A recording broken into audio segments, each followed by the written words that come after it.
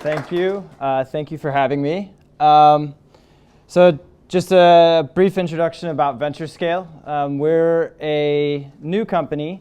We actually work with quite a few UW, either spin-offs or tangent companies. We help companies that have a social impact grow their revenue and also their impact. And as a part of that, we run what is called the Kick Incubator here in Seattle. The Kick Incubator is a 6-week startup academy where people come to this program with sort of an idea and they don't know what to do with it, or people who have started a business and sort of hit a wall and they need a refresher. What we have here is our 7-step process that we take everybody who goes through our 6-week program through. And if you see, number 4, we do the business model canvas. So what we're going to do today is I'm going to give you some of the content that we use in our Kick Incubator class. It's going to be fairly brief, maybe 7 to 10 minutes, and then we have a volunteer in the audience who is actually going to help us to fill out a business model canvas today, because I believe that doing is better than just listening. And it'll actually be a really good demonstration to see how just how easy it is to fill a business model canvas out. Does that sound like a plan? So this is the business model canvas. It was created by a gentleman named Alexander Osterwalder. Hopefully I said that right. And essentially what he did was he distilled all of the key elements that you need in your business plan and your business model, and he put them into a simple 1-page framework. It may not seem like this is really revolutionary, but it is. And the reason I say that is since he created this simple 1-page, there's been at least, that I can count, 12 to 15 different iterations that have sort of been evolving over time on this theme. And it really has helped to take what starts off as sort of a 3-page abstract concept of a business, I guess this is more like 5 pages, and put it into a single 1-page framework. So in the business model canvas, and I think this is what the C4C uses, you've got key partners, key activities, key resources, value proposition, customer relationships, channels, customer segments, cost structure, and revenue streams. So these are really all the basics that you need to define your business and explain it to lay people. And I think this is also really important when you're working with really high-tech innovations, is being able to tell your story to somebody who doesn't know any of the jargon that you use in your day-to-day research or operations. So we find with a lot of inventions that come out of labs that the initial abstract or the initial document has a lot of words that I can't even pronounce, let alone ideas that I don't understand. And if you want to take your business to be able to get it to appropriate funders, or you want to have your business to maybe channel partners, sometimes you have to bring it to the language that they can understand. And so that's what this business model canvas really helps with. So what we use with Kick and at VentureScale is we use an iteration of the business model canvas called the Lean Canvas. The Lean Canvas is a part of the Lean Startup principles, and it's very, very similar. In fact, it looks almost exactly the same. On the back table, there were handouts of both the business model canvas and the Lean Canvas. We don't discriminate. If people want to use the business model canvas, great. If you want to use the Lean Canvas, great. If you want to use any one of the other iterations, great. But we like this one because, as I mentioned, or I had it shown in the 7 steps, we start off with the problem and the solution that you're working with. And that doesn't show up in the business model canvas, the first version, but it does show up here. So I'm going to go into detail in each one of these sections. And then, like I said, we're going to do an exercise or a demonstration with Billy Cam app. So the Lean Canvas was created by a man named Ash Moria. And what he did is he broke it down, I think, into a little bit more of a digestible or simple format for somebody who's just getting started. So the first thing he asks you to do is, you've got this great idea, you've got these problems that you think exist out there, you've got these solutions. Who might you sell this to? Who is going to buy this product from you? Not who's going to use it, because in some cases, somebody who's going to use it isn't necessarily the person who's going to buy it. They might be the beneficiary of what you're developing, but they're not the person who actually pays for it. Also, are there early adopters? So are there people you already know that you have a relationship with? So if you're working out of a national lab, maybe the US government is already going to buy your first product. And I say product sort of loosely, but they will be paying for your prototype. Do you have any strategic partners that you're working with who already you've been working with them on the prototype, or you've been working with them on the research, that are going to make your first purchase? So those are your early adopters. After you've identified your customer segments, you then want to identify the problem.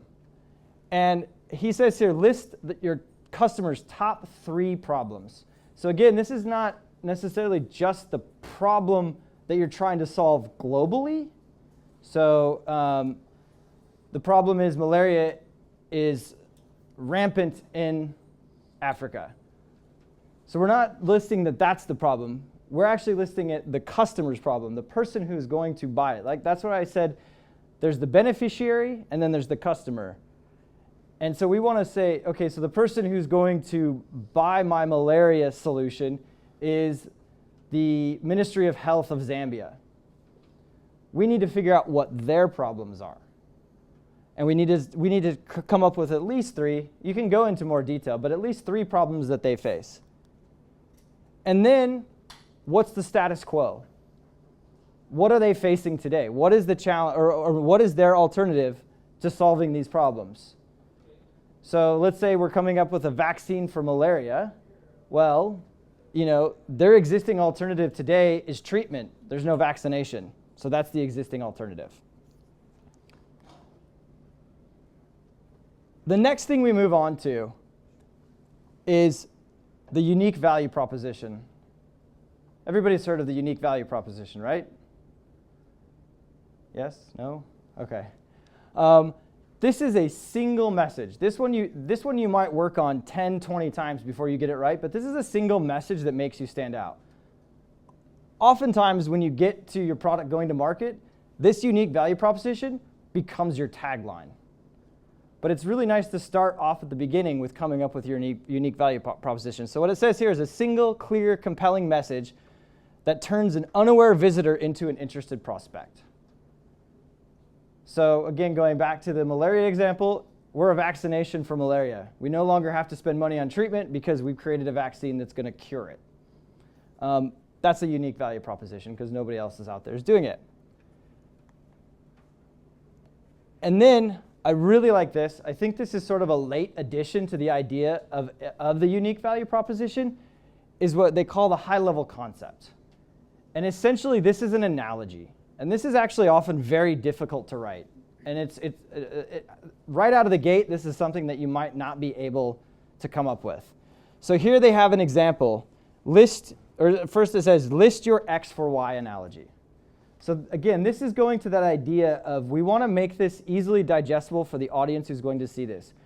We want to create a trigger in the minds of an investor or a potential customer of something that they can relate to. So here the example is YouTube equals the Flickr for videos, right? So theoretically, you knew what Flickr was, and you know what a video is. So when somebody came to you for the initial pitch and you said, my new product that I have developed, it's called YouTube, and it's the Flickr for videos. So it's something that hopefully is easily digestible for your audience. So again, the malaria vaccination example, you could say this is our, vaccination is, so you could say this is the, whatever the penicillin of malaria, something to that effect. Like I said, this is hard. This is not an easy thing to do. And again, it's something that you'll do once, you'll read it, you'll think it's good, you'll come back to it. Nah, that wasn't very good. Didn't really say what I wanted it to say. Or you'll share it with somebody and they'll be like, that doesn't make any sense. So the other thing, I guess this is a good time to mention this. This is not something that you do once. This is something that you sort of do throughout as you're going through your startup process. And you can even carry this into while you get into operations. You don't have to, put this, like a lot of times people will write a business plan, and that business plan will have sort of one purpose. And that purpose is to raise funds. After that business plan is written, after the money is in the bank account, that business plan becomes basically useless. It becomes essentially an archive of the history of your company. And then you hit a roadblock or you have exponential growth. What do you have to do? You have to write another business plan again. And so you're constantly in this process of creating and recreating 20, 30-page documents. Well, the good thing about this is it's one page, it's easily digestible, and you can pull it up at any time. And you can look at it at any time, and you can continue to go back to it. And it's also a reminder of where you were and where you want to go. So once you've got through sort of the unique value proposition and your high-level concept, then you talk about your actual solution. So what is it that you're actually doing? What are you actually providing that solves the problem that your customers have? Again, not the global problem that you're solving. What's the problem that you're solving for your customers? Because again, at some stage, you have to sell what you're creating. And that has to have a buyer. So you could create the most amazing technology ever, something that, solves a gigantic problem, but there's nobody out there who can buy it. Or there's so few of people that can buy it that you can't produce it at cost. You can't make a profit off of it. So we want to make sure that when we are going through this and we're outlining for the solution, we're talking to the problem of our customer.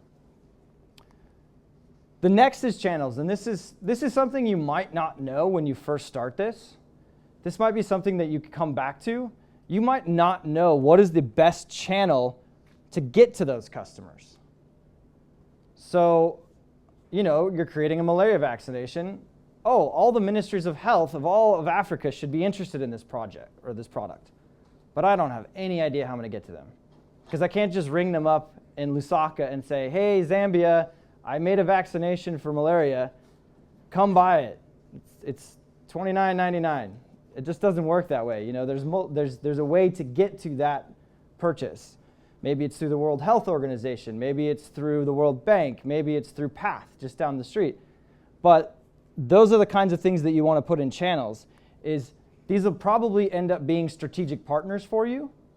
They might end up becoming customers. So they might be wholesalers if you have a retail product. They might be just strategic partners who don't really have a financial relationship with you, but that can create marketing for you. Next, and really important when you're in the startup stage, and if you're thinking about trying to raise funds, is what are the revenue streams? So this isn't necessarily what are you going to charge, or who's going to pay for it, how are they going to pay for it. This is, so the types of sources of revenue. So if you're building a web platform, there's a few types of monetization, as they call it, that you can approach. You can go for ads, you can go for user fees, you can do a SaaS model. So, those are the types of things you want to write down here. Could be for, you could be selling directly to the public, you could have a wholesale market, you could have a license structure. So there's a whole bunch of different ways that you can monetize or create revenue. But you want to just start to list these out for your product or your solution. And then, most importantly, and I think if I were the one who would have created this, I probably would do 6 and 7 reversed. I would probably start with cost. Because in my experience working with lots and lots and lots of startups, there's just a gross miscalculation of the cost to build something. I sat through a course here. It was Fundamentals of Entrepreneurship taught here at the Burke Center. And there were 11 student groups. I think they were mostly MBA, MPA student groups. And so there was 11 different products pitched, or 11 different ideas pitched. And I would say over half of them were app or web-based pitches. Of the 6 that were app or web-based pitches, 0 of the people on the teams were developers. And often the cost that they said to get this thing off the ground was like $10,000. And you look at it and you go, that just doesn't seem right. And I had a friend who said to me, you know, what's the only commodity that's scarcer than oil? Good engineers. So, I mean, it's pretty easy to rack up a bill when you start getting into a web app when you have just a bunch of screenshots of what you think this thing's going to look like. So, looking at your cost structure and being really, honest with yourself of how much this thing that you're working on is going to build is really, really important. And then key metrics. This is essentially milestones and baselines of, what's going to be success for you. What does success mean to you and to your business? A lot of times people will just purely and simply say, success to me is revenue, making money. This thing has to make a lot of money. But I think there's a blending, and this is actually the space that VentureScale is playing in, is the idea of social purpose companies, and that there are other metrics of success for your business. So taking the malaria vaccination example, it's the number of people who receive it. Plus probably being profitable. I mean, you want to have a blend of both, but you don't necessarily have to be focused exclusively on revenue. And then finally, and this is a new addition to the lean canvas, and I really like this, which is the unfair advantage. And this is, it's tied to your solution, it's tied to your unique value proposition, but is there something that you have that nobody else will have or ever could have that will make your products unbelievably successful? So he just says something that can't be easily copied or bought. So that's all 9 of them. And like I said, instead of me just explaining this to you, now we're going to go through and we are going to do a demo. Oh, a question. Are the numbers meant to go in the sequence of which the producer of the model would go and not the consumer would read it? This is, no, if you were to read it, you probably would read it left to right. Okay. Top to bottom. Except for the very bottom, the financing section is sort of separated by itself, and that's why it's in the footer. But you would probably read it from left to right. So you'd read problem, solution, unique value proposition, or sorry, let me go back. So you would read it like this. So, I've got a problem. Here's my solution. Here's how I'm going to measure it. Why me? Here's my unfair advantage. Here's the channels how I'm going to get to these people. So, but the reason the numbers are in a different order is it's how you put it together is in this order, but how you read it is from left to right. Okay. And then the financing is down on the bottom because this is its own separate entity, its own. This is sort of narrative, and then this is quantitative. Good question. Thank you. I probably should have said that at the beginning. So, unless there's any other questions. I have one other. So this is applicable to everything, to any kind of business? It is. Even because customers, sometimes it's so far down that how do you define customer? Is it only the people, the end user, or is it? No, customers, and this is where it becomes dependent upon the business. The customer is who's going to pay you. So, if you're building an app, right, and you don't have, you have 2 user groups. You have the end user, and then you have the customer. And let's say the revenue stream is a advertising model, right? So for that case, you might need to do two customer segments. One, who's going to pay me and who's going to use it. Because you might have to build out an entire framework for the people who are going to use it. But then you have to come up with an entirely different framework for who are the people that are going to pay for this. Does that make sense? You can also use this framework. I've used this with nonprofits as well. And we did the same thing. We had two separate canvases. One was, what do my donors want? And another one is, what do my beneficiaries want? And when we got down to this section with beneficiaries, we had some surprises. Oh, wait, there's actual revenue opportunities here working directly with the beneficiary. So, we also tend to, when we do work with nonprofits, try to look for earned income strategies as opposed to focusing solely on donations and foundations. But yeah, this is, I think part of the reason we like the lean canvas is because it is a little bit more digestible for all types of businesses. Any other questions? All right. So we're going to do a demo because I just want to show you how easy this is. So as I mentioned, I prefer to use a platform called Lean, and the website is www.leanstack.com. And as you can see, here it is. And so I've already pre-populated the first customer segment for the BillyCam app system. And I tried to come up with a product, which I said the low resource, and they say who would you be sort of targeting is what you put your product. So I said low resource neonatal medical facilities. And now I'd like to ask our team from BillyCam app to give a very brief description of the R&D project research that you're working on, and then we're going to go through this. So BillyCam app is just a non-invasive way to measure jaundice in newborn babies. And jaundice, if it's too bad, it causes significant problems. And so basically, you take a digital picture using a smartphone camera, it gets uploaded, the software extracts different wavelengths of lights and calculates a bilirubin and sends that back down to the user.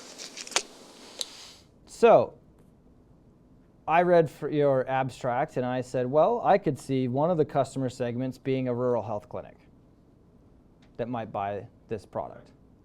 Are there others? Sure, parents, large healthcare organizations, including national health care systems, and all pediatric providers that provide services to newborns and outpatient. Good. We'll leave that for now because I think that's a pretty good list. Now, what do these people have problems with? What is their problem related to your program, to your Basically, we currently triage babies for jaundice with visual assessment, and that's only moderately accurate.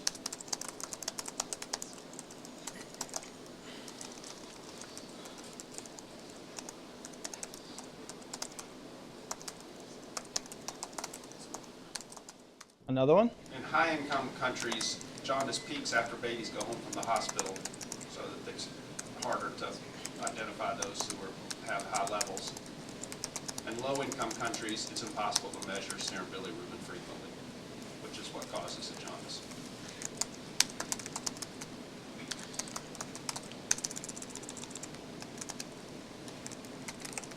Did you say impossible to diagnose? Yep. And To measure is better. to measure? Okay. I'm sorry, that was to measure what? Bilirubin. Bilirubin. Yeah, which is what causes jaundice. Spell that right? No, B-I-L-I-N. It's bilirubin in his brother's body. Okay. Bilirubin. Well. I-N. Oh. Yeah. There you go. Okay. One more.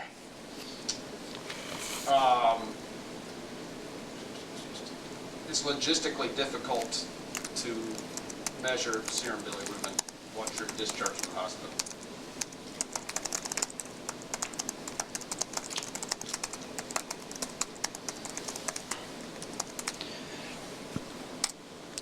Great.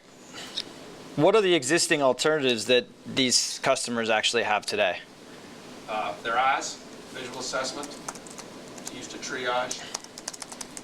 And can everyone hear him? You might want to actually go to the podium. Oh boy, okay. Oh yeah, we are recording this too, Yeah. so. Let me make sure this is on the If I was known I was going to be videotaped, I'd gotten a better looking guy. Or there is a current technology called a transcutaneous bilirubin, just write TCB meter. It's a handheld device that basically does the same thing as our app. And is it really expensive? $7,500.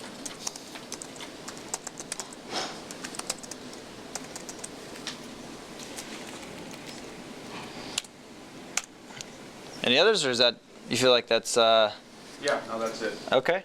So now what is your solution for these issues? We have a portable. Oh, sorry. I meant unique value proposition. I don't know what the difference is between that and solution. So your solution is more sort of technical Yeah. or tactical, Yeah. and your unique value proposition is more explanatory. So you know the unique value proposition would be sort of, the solution is we've got an app. That app takes pictures, Okay. and it uploads it to a server, and that server can help you using big data. The unique value proposition is we can solve all this low cost. So this is a system that could be available globally for very low cost and ultimate portability. Perfect.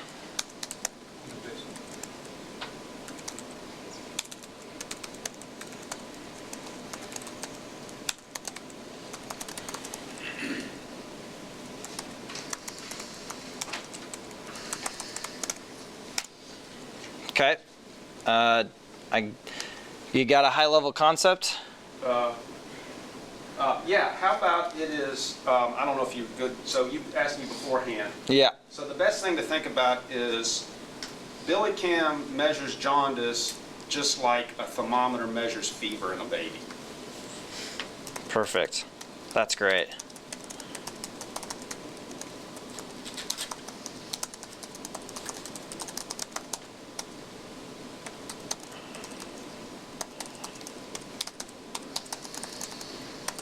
Great. I love that.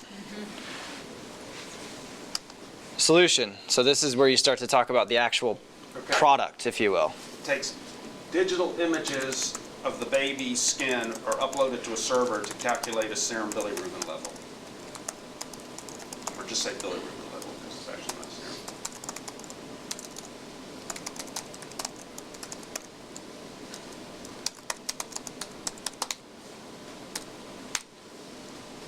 And then you might also want to say this uses a smartphone, right? Okay, yeah, it uses a smartphone, yeah, that's, doesn't have to, but it currently does. I think that should be uploaded to server to SASP arm. Yep.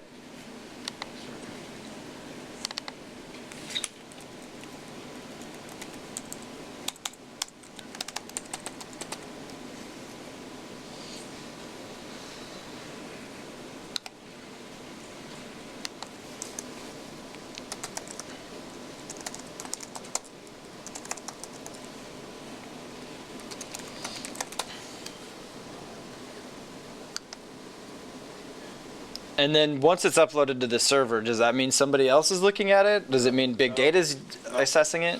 It does it automatically. I mean, you know, we use software to So extract the data and then provide an estimate. So software. Extracts the light values and calculates a bilirubin level.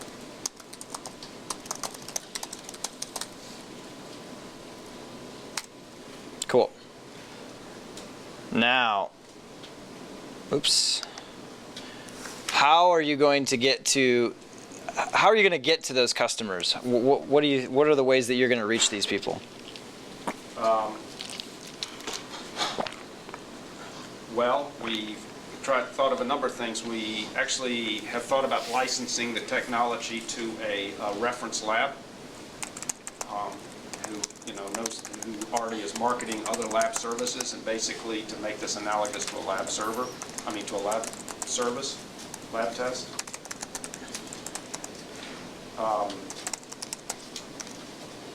Then we're also working with large healthcare organizations to collect data for the testing of the thing, with the idea that they're going to think it's going to solve their problems and want to purchase it when that happens. So since you said you're working with them to test, I'm gonna put them down as an early adopter. Okay. Because we did kind of skip that. Okay.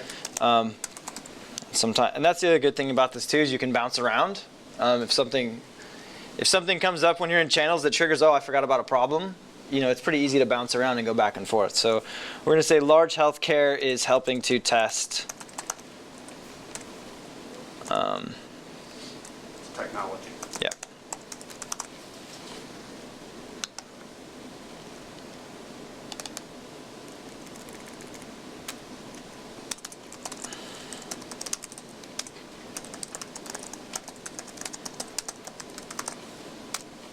Globally, we're partnering with, the other half of this is treatment.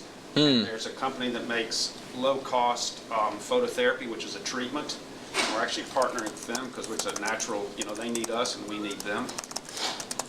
And then we're also, talking to grant organizations that are interested in global health who would be interested in this because it's a significant problem.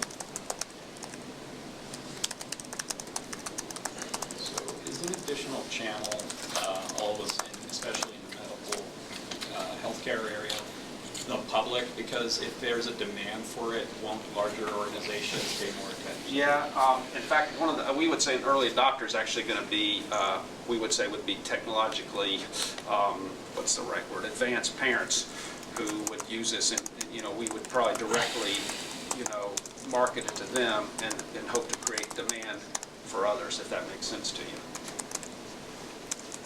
So because it's an app, right? Because it's an app, the prototypical first user as a parent, not as a system, would be somebody who's got a lot of money, reads the internet a lot, worried about everything, knows how to use technology, and just like they want to measure everything in their baby, including their bilirubin.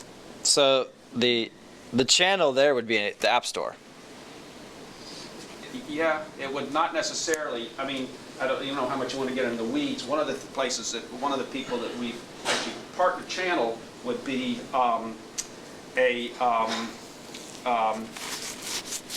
it's not websites, blogs that have pediatricians who have thousands and thousands of Twitter followers, for instance, who we've talked to this and is interested in promoting this for us, if that makes sense to you. Yeah. So peds with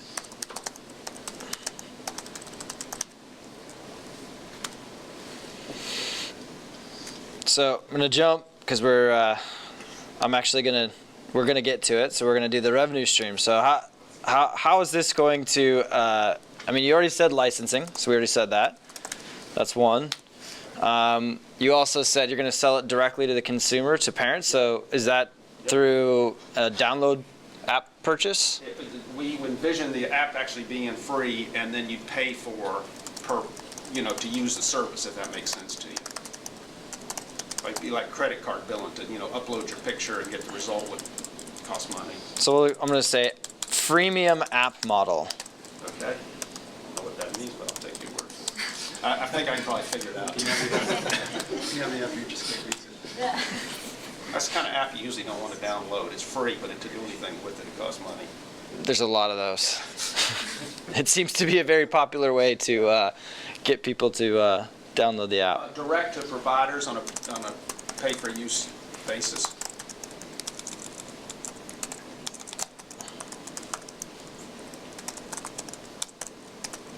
And to large healthcare organizations on a capitated basis. Capitative? Capitated per baby.